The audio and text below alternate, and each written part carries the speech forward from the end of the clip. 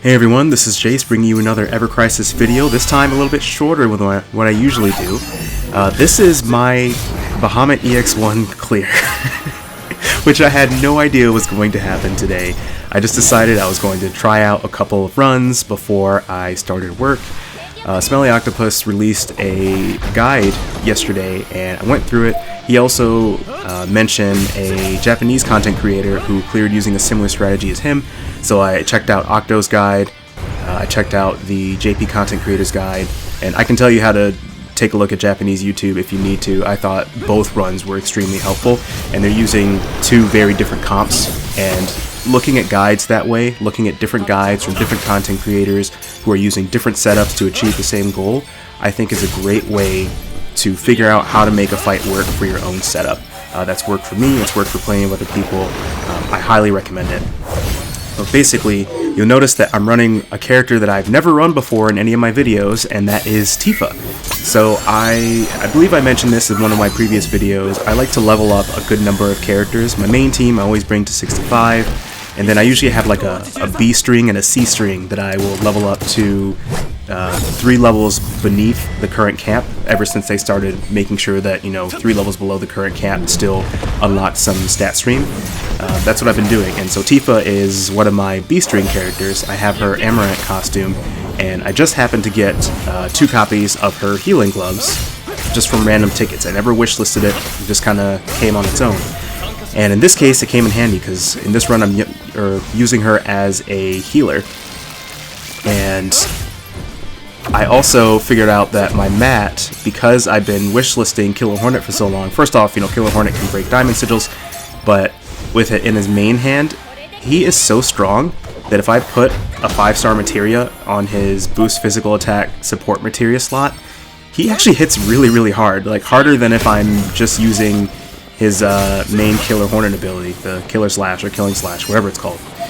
And I was able to make this happen. I'm going to, in just hopefully later today, but if not, sometime in the next day or two, rerun this and do a full guide explaining all the boss mechanics and how I specifically handled the boss mechanics and other ways that you can handle the boss mechanics if you don't happen to have all of the weapons and characters leveled that I do. That's the main goal of my guides, is just to make sure you understand the fight so that you can build your own team based on the roster that you have. I will give one little teaser though.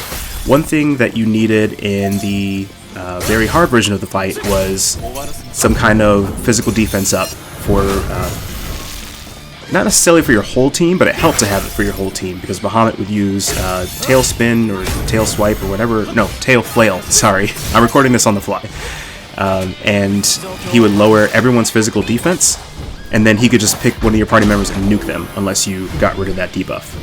Here, he'll still lower your physical defense. You can see that on the screen that all my characters still have it. But at least in my run, and in Octo's run, and in the JP content creator's run, he didn't use Dive Bomb after he used Tail Flail. So you don't have to worry quite as much about bringing physical defense up weapons. You can get by with just materia and adjusting your HP and your physical defense stats in order to make sure that your party members can survive Dive Bomb, because he does it before he uses Tail Flail, so before he's applied that physical defense down to your party. Anyway, super excited about this. Like I mentioned, I'm going to be bringing in the guide pretty much as quickly as I can. I also feel so vindicated that I've kept multiple characters up with their utility. Even if I'm not maining them, just keeping them relevant, because you just never know when bringing in a character who has utility that your main characters don't is going to end up allowing you to clear additional content. That is what happened for me in this particular fight.